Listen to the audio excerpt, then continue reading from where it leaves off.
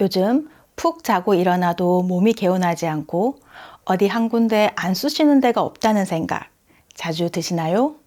무릎이나 어깨가 아파서 약도 먹고 물리치료도 하고 이것저것 다 해보긴 하는데 시간도 많이 들고 힘드시죠? 그런데 발바닥에 파스를 붙이면 이러한 통증들이 사라진다는 이야기 들어보셨나요? 이번 시간에는 허리, 무릎, 관절 통증 사라지게 하는 발바닥 파스법에 대해 자세히 알려드릴 테니 끝까지 시청해주세요. 우리 몸을 지탱하는 발은 제2의 심장이라 불릴 만큼 중요한 역할을 하는데요. 여기에 혈자리와 신경들이 온몸과 이어져 있다 보니 발바닥을 자극하는 것만으로도 전신에 영향을 줄 수 있습니다. 특히 발바닥에 파스를 붙이면 몸 곳곳의 통증이 줄어드는 효과를 볼 수 있는데요. 허리나 무릎이 아픈데 왜 굳이 발바닥에 파스를 붙일까? 하고 의문이 드시죠. 하지만 알고 보면 이건 그냥 대충 하는 민간요법이 아닌 인체의 연결성과 자가치유 원리를 제대로 활용한 지혜로운 방법입니다. 우리 발에는 무려 7,000개 이상의 신경말단이 몰려 있고 이는 우리 몸 전체와 복잡하게 연결되어 있습니다. 특히 발 중앙에 위치한 용천혈이라는 혈자리는 신장을 포함해 온몸의 기혈순환과 통증 조절에 깊게 관련되어 있어 한의학에서는 이곳을 자극하면 전신염증이 줄고 자연 치유력이 높아진다고 봅니다. 그런데 이게 단지 한의학에서만 이야기하는 개념이 아닌데요. 2022년 일본 도쿄대 연구팀도 발바닥 자극이 근막의 긴밀한 연결을 통해 신체 다른 부위의 긴장을 완화시킨다고 발표했습니다. 다시 말해 발바닥 하나만 잘 다뤄도 무릎, 어깨, 허리까지 편해질 수 있다는 겁니다. 그리고 중요한 포인트. 발바닥은 피부가 얇고 혈관이 많아 파스 성분의 흡수율이 매우 높은데요. 파스에 들어있는 멘톨, 캡사이신 같은 성분들이 이곳에서 빠르게 흡수돼 전신으로 퍼지며 통증 완화에 도움을 주기 때문에 결국 파스를 발바닥에 붙이는 것은 몸의 회복 회로를 자극하는 아주 과학적이고도 현명한 선택입니다. 그러니 오늘부터는 허리 아프다고 파스를 무작정 허리에만 붙이지 마시고 발바닥도 한번 활용해 보세요. 놀라운 변화가 시작될 수 있습니다. 여기서 정말 중요한 점은 어디에, 언제, 어떻게 붙이느냐에 따라 효과가 달라진다는 것입니다. 무릎이 아프신 분들은 발 뒤꿈치에서 살짝 바깥쪽에 파스를 붙이세요. 한쪽 무릎만 아파도 양쪽 발에 다 붙이시는 게 훨씬 효과적인데요. 실제로 해보신 많은 분들이 처음엔 아픈 쪽에만 붙였는데 양쪽 다 붙이니까 효과가 배로 좋더라 라고 말씀하세요. 허리가 아프신 분들은 용천혈, 즉 발바닥에 움푹 들어가는 그 중앙에 붙이시고 여기에 더해 뒤꿈치 중앙에도 하나 더 붙여보세요.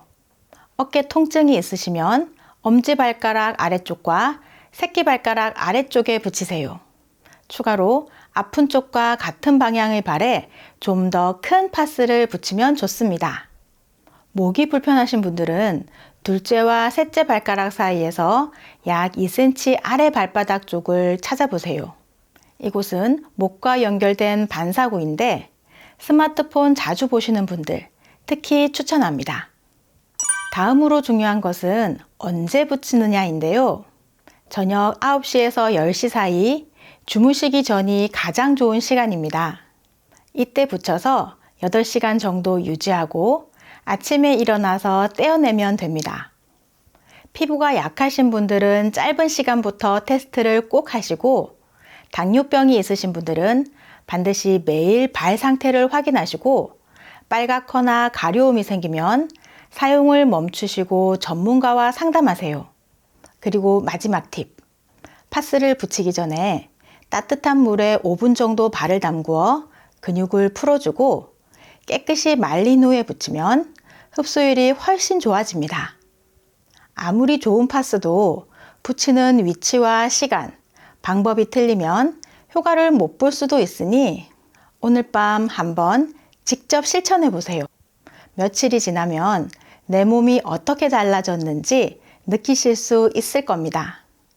지금부터는 발바닥 파스의 효과를 끌어올려줄 생활 습관에 대해 알려드릴 텐데요. 아직 구독하지 않은 분들이 계신다면 구독과 좋아요 꼭 눌러주세요. 매주 알찬 건강 정보로 찾아뵙겠습니다. 발바닥에 파스를 붙이는 것과 더불어 지금부터 제가 알려드리는 몇 가지 습관을 함께 적용하면 파스의 효과를 2배, 3배로 끌어올릴 수 있습니다. 첫 번째로 물을 충분히 마시는 것인데요. 충분한 수분 섭취는 파스 성분이 몸 안에서 효율적으로 퍼질 수 있도록 돕기 때문입니다. 두 번째는 아침에 일어나면 간단한 스트레칭을 하는 것입니다. 발목을 시계 방향, 반시계 방향으로 각각 10번씩 돌리거나 발가락을 구부렸다가 펴면서 스트레칭을 해주세요. 이렇게 하면 발의 혈액순환이 촉진되어 파스의 효과가 더 오래 지속됩니다. 간단한 발바닥 마사지도 도움이 되는데요. 마사지 볼이나 골프공을 발바닥 밑에 놓고 부드럽게 굴려주면 통증 완화에 효과적입니다. 세 번째는 하루 20분 이상 가벼운 걷기 운동을 하는 것입니다. 걷기는 혈액순환을 돕고 근육을 강화시키는 데 효과적인 전신 운동으로 특히 발바닥에 좋은 자극을 줍니다. 네 번째는 염증을 줄이는 음식을 드시는 것입니다. 생강, 강황, 오메가3가 풍부한 생선, 베리류, 녹색 채소 등 항염 효능이 있는 음식을 챙겨 드세요. 특히 생강차는 드시기도 편하고 효능이 풍부하기 때문에 운동 후 하루에 한 잔씩 드시면 염증 완화에 큰 도움이 되실 거예요. 마지막으로 올바른 수면 자세를 유지하는 것도 중요합니다. 통증이 있는 부위를 편안하게 하여 잘 수 있도록 하는 것인데요. 허리가 아프면 무릎 아래에 작은 베개를 두고 옆으로 자고 무릎이 아프면 무릎 사이에 작은 베개를 끼우는 방법이 효과적입니다. 이 5가지 습관을 발바닥 파스와 함께 실천하면 통증 개선 효과를 2배 이상 높일 수 있습니다. 약을 드시거나 음식의 경우에도 개개인의 체질이나 상황에 따라 주의하셔야 하는 사항들이 있는데요. 발바닥 파스 요법도 그렇습니다. 대부분의 경우 발바닥 파스는 안전하지만 간혹 피부가 민감한 분들은 가려움이나 발적이 나타날 수 있습니다. 이런 경우 파스를 즉시 떼어내고 2, 3일 후에 작은 면적에 다시 시도해 보시고 그래도 반응이 계속되면 사용을 중단하는 것이 좋습니다. 특히 당뇨병이 있는 분들은 발 상태를 매일 확인해야 하며 피부에 변화가 있으면 즉시 사용을 중단하고 전문 의사와 상담하시길 권합니다.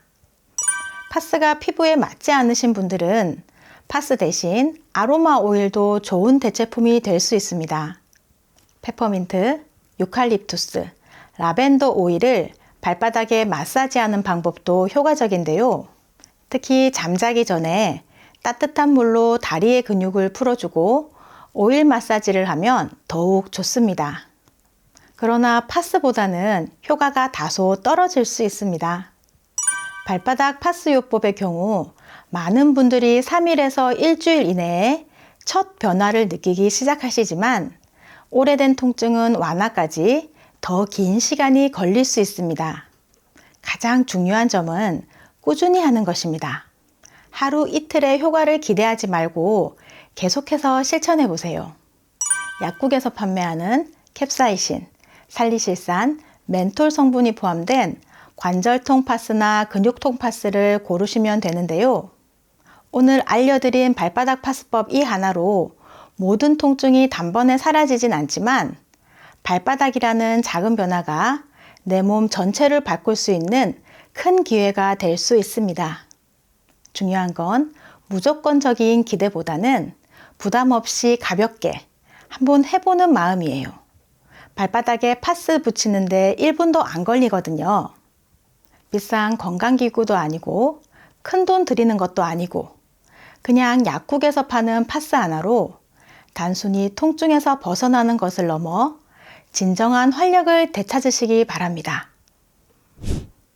집에서 쉽게 할 수 있는 셀프 발 마사지법 알려드리겠습니다. 발은 우리 몸을 받쳐주고 지탱해주는 아주 중요한 부분으로 발바닥 각 부위가 신체 부위에 상응하는 반사구를 가지고 있어서 인체의 축소판이라고도 합니다. 그래서 발 마사지를 하면 혈액순환은 물론 피로가 풀리고 여러 가지 증상 개선에 도움이 되는데요. 발 마사지를 하실 때는 한 부위를 5분 이상 하는 것은 좋지 않고 부드럽게 쓸어주듯이 하시면 되는데, 특히 고혈압이나 당뇨가 있으시면 최대한 부드럽게 하시는 것이 좋습니다. 그리고 발 마사지를 하기 전에 따뜻한 물로 족욕을 하면 근육이 이완되어 훨씬 좋습니다. 편안한 자리에 앉아서 발과 발목까지 로션을 충분히 발라주시고 왼쪽 발부터 시작하는 게 좋습니다. 발 앞쪽 튀어나온 부분 사이의 움푹 들어간 부분이 용천혈인데요. 여기는 만성 피로가 있으시거나 혈액순환이 잘 안 되시는 분들은 여기를 마사지해 주시면 좋습니다. 용천혈을 시작으로 아래로 쓸어주세요. 이 부분이 신장, 방광입니다. 5번에서 10번 정도 쓸어주세요. 이제 발가락부터 아래로 내려갈 텐데요. 이 부분은 머리로 엄지발가락을 시작으로 발가락 윗부분을 풀어주면 머리가 맑아집니다. 그 다음은 발가락 기둥 부분을 각각 풀어주시는데요. 이 부분은 목과 눈, 귀가 좋아집니다. 엄지발가락 옆쪽 부분은 코로 비염이나 축농증이 있는 분들은 여기를 많이 풀어주세요. 발가락 사이에 손가락을 넣어 쭉 풀어주세요. 그러면 혈액순환에 좋습니다. 엄지발가락 아래 통통한 부분은 갑상선이고 그 옆쪽은 승모근입니다. 밑으로는 폐, 규관지입니다. 이 부분은 왼쪽은 신장이고 오른쪽은 간이에요. 갑상선 아래 여기서부터가 위, 십이지장, 췌장 이런 소화기관으로, 특히 당 수치가 높으신 분들 여기 췌장 부분은 많이 만져주시면 좋습니다. 그리고 발바닥 중안에 푹 들어간 이 부분은 장이라고 보시고 넓게 쓸어주시면 좋습니다. 발 뒤꿈치 부분은 생식선으로 피부가 두꺼우니 가볍게 주먹을 쥐어서 통통 쳐주시면 됩니다. 발바닥은 이렇게 끝났고요. 발등에 발가락 사이사이도 풀어주시고 복숭아뼈 주변과 아킬레스건 주변도 쓸어주세요. 마지막으로 주먹을 살짝 쥐어서 발목 앞부분을 쓸어주세요. 여기가 림프절이라 독소 배출에 효과적이니 꼭 기억하셔서 풀어주세요. 매일 꾸준히 하시면 발이 가벼워지고 몸 전체가 활력을 찾으실 겁니다.